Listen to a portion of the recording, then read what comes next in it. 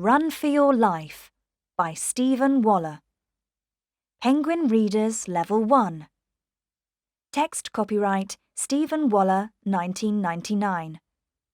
Recording copyright Pearson Education Limited 2008. Not to be publicly performed, resold, hired, copied or re-recorded without written permission from the publishers. The big street, with its cafes and shops and people, was behind them now. They walked slowly. It was quiet. Away from the cars and the noise, Kim was excited. She held onto Dave's hand. They were in a narrow street of tall houses and small shops. They heard a radio through an open window. A woman singing. Kim stopped and listened, but she did not understand the words. Her Spanish was good, but not very good. It was the 4th day of their stay in Barcelona. Kim and Dave were 17. They had the same Spanish teacher at school in Liverpool, a big town in England. "Do you want to talk Spanish?" their teacher said.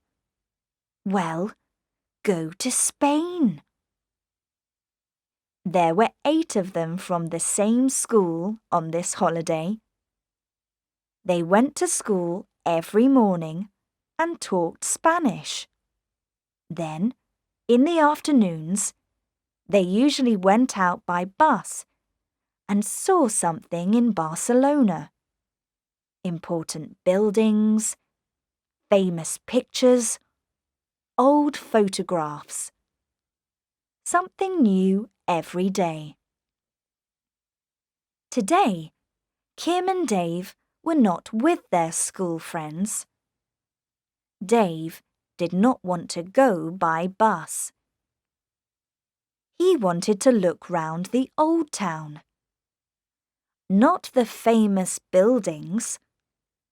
Not the big shopping streets with the banks and cafes and bookshops. He was interested in the little streets behind the old market. The dangerous old town, people said. But Dave was not frightened. "There are dangerous streets in Liverpool too," he said. "You can't see a town or its people only from a bus. It will be exciting." They did not try to remember the names of the streets. They did not have a street plan. At every corner, they stopped and looked. Then they came to an interesting little street. It was very narrow. Very old, they thought. Dave took a photograph. Kim looked up. The houses were very tall. The windows up there were in the sun. But down in the street, it was dark. They came to a little open place with 2 or 3 trees and sat down. It was quiet. Suddenly, there was a noise in one of the houses. A door opened, and a man in a black shirt and jeans ran out. He stood at the open door and looked back into the house. Then he ran across the street. "Is he coming over here?" Kim asked. There was something frightening about the man. Dave did not answer. The man ran to the corner and looked around. Then he ran away. "He put something in that rubbish bin," There were shouts from the house. A second man ran out into the street. He had long hair and dark glasses. He stood in the road and looked round. "Perhaps he's looking for that man in the black shirt," said Dave. "And look! He's got a gun!" Kim looked. Dave was right. The long-haired man ran across the street and went round the corner. "Let's get away from here," Kim said. "I don't like this." But Dave was excited. "Let's go and have a look in that rubbish bin," he said. There was a brown box in the bin. Dave took it out and opened it. A small white bag fell out. "Drugs," he said. "We'll take this to the police." "Can I see?" Kim took the little white bag and held it in her hand. She was suddenly very frightened. She looked round. Behind them, there was a man, there, under the trees, watching them. The man moved. Kim looked at the bag in her hand. Suddenly she knew. "Dave, that man, he's back! He's here!" she said. The man was very near them now. He was not very tall, with a thin, white face and dark, dangerous eyes. "Give it to me," he said in Spanish. His frightening eyes moved quickly from Kim to Dave and back to Kim. "You've got it. I saw you. Now, give it back." Kim opened her mouth, but the words did not come out. "Oh, Dave," she thought. "Do something." But Dave did not move. Then she saw the knife in the man's hand. She started to run. She ran into a small street on the left. She ran down 2 or 3 narrow streets, but she did not see any people. She heard him behind her. "I'll soon find some people. Then he won't catch me." "Quick," she thought. "I can't stop." But all the streets were the same. Where was she now? Suddenly, she came round a corner, and her legs went cold. The street did not go through. It stopped. There were some cars and a big old building. An old cinema, perhaps. But there was no road through. Kim looked back. The man stood at the corner and waited. He started to walk slowly down the street. Kim looked round. There was a door in the building. She ran to it. It opened. She went in and shut the door behind her. "He won't come after me in here." Noise. People. Women. Talking, shouting, moving their arms. The market.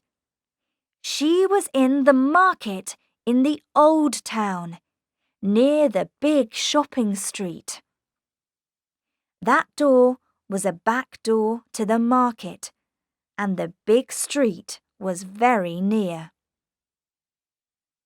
She started to walk through the market. She was in a slow-moving river of people with heavy shopping bags. She moved with the river. Every time one person stopped and looked at some fruit or fish, all of them stopped. Kim wanted to go quickly, but it was not easy. All these women with bags of food for the family. Then, in the sea of faces, Kim saw those same dark eyes again, watching her. He was here, in the market. Kim started to run. There were shopping bags under her feet. She fell and got up again. People shouted at her. One woman tried to catch hold of her, but Kim did not stop. Then she looked back. The man was not behind her now. Perhaps she was wrong. Those eyes. Perhaps it was not the same man. She saw the big street now. She saw the sun and the trees. Suddenly, a hand came down on her arm and held onto her. "Are you Kim Steele?" the woman asked. She was tall, about 30. She had a friendly look. Kim did not understand. "Yes," she started to say.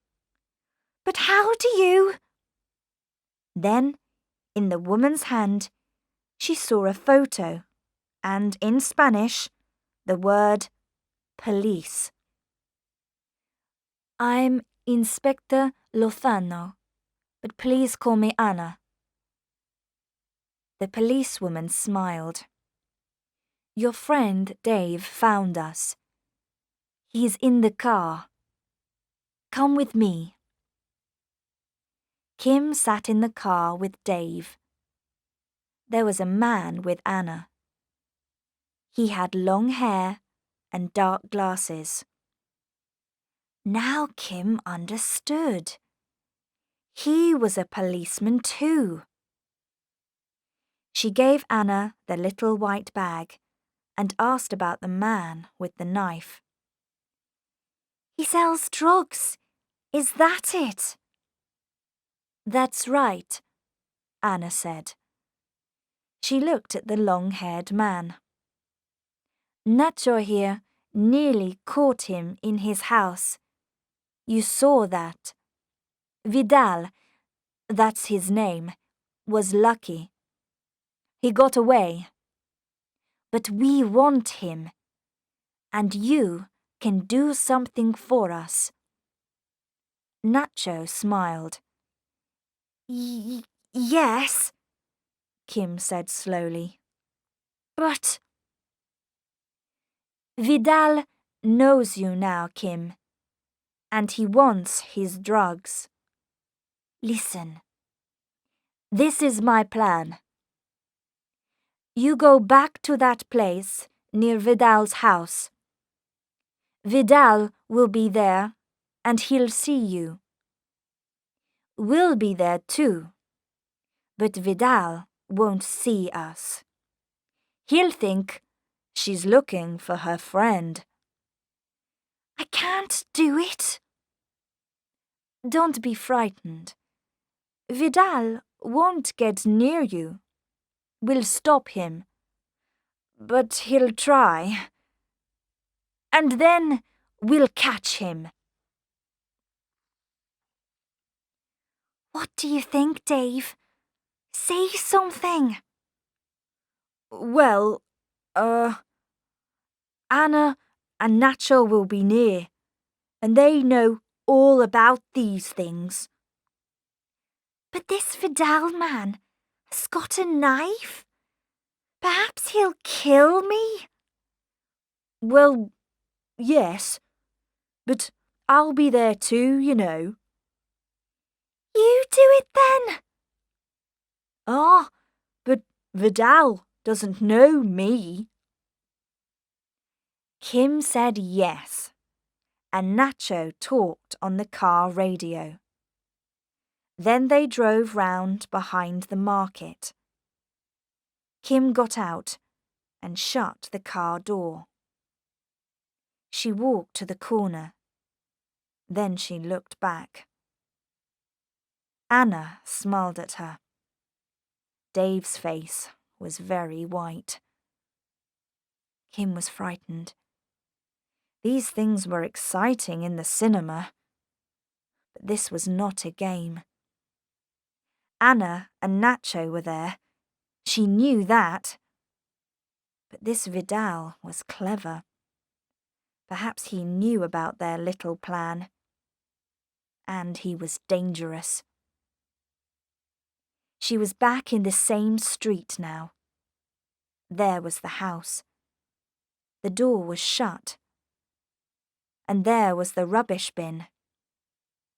2 or 3 people came down the street. Kim walked slowly across the road. She looked round, then up at the windows of the houses. She waited. He's here. He's watching me. I can feel it.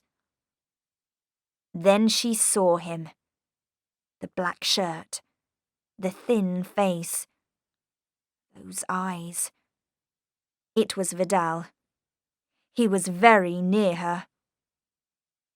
Kim looked across the street. She was ready to run. Then she heard Vidal. He said something. The same thing, again and again. What's he saying? Kim thought. Is he talking to me? She looked at him. He did not move. Only his mouth moved. This time, she understood the words. Give it to me, or you're dead, he said. A car drove round the corner very quickly and stopped. Anna and Nacho jumped out. They held guns. Anna shouted, "Police! Don't move! We've got guns!" Vidal suddenly jumped at Kim and caught her. Kim tried to hit him, to get away, but he held onto her hair. He was thin, but strong. Then she saw the knife. "You'll be sorry, Vidal," Nacho shouted. "You can't get out of here. Think, man. Throw the knife down and take your hands from the girl." But Vidal held on to Kim. He shouted to the police, "Get back in the car, or I'll do it." He held the knife near Kim's face. She shut her eyes. Time moved very slowly. She saw a face at the window of one of the houses across the road. Anna and Nacho moved back to the car. Their guns were ready, but Vidal stood behind Kim. "You're coming with me." Suddenly, there were excited shouts from behind the police car. It was Dave. He ran across the street. What's he doing? Kim thought. Does he want to see me dead? Anna tried to stop him. Come back! This man is dangerous, she shouted. Dave ran to the rubbish bin. He stopped, took the bin in his hands and held it up over his head. Then he threw it. The rubbish bin went over Kim's head and hit Vidal. Rubbish fell round his feet. He fell. Kim quickly took the knife from his hand and threw it away. There were excited shouts. Kim looked up. It was Anna and Nacho. "He's all yours now," said Dave. Nacho held Vidal's hands behind his back and took him away. Kim fell into Anna's arms. Later, they drove back to the hotel in a police car. Kim looked at Dave. "Don't say it. I know. It was dangerous. But I saw the bin and I thought, well, you know, I wanted to do something. I see these things in the cinema. There's always a strong man. Today, I was the strong man." "Yes, and I was nearly the dead girlfriend. You see a lot of them in the cinema too." "Let's not think about it, Dave. It's not important now. The important thing now is, what are we doing tomorrow? We didn't see all of the old town today. Let's go out again tomorrow afternoon. Have a walk round. You can't see a town only from a bus, you know." "I'll go for a walk with you tomorrow. To the bus stop."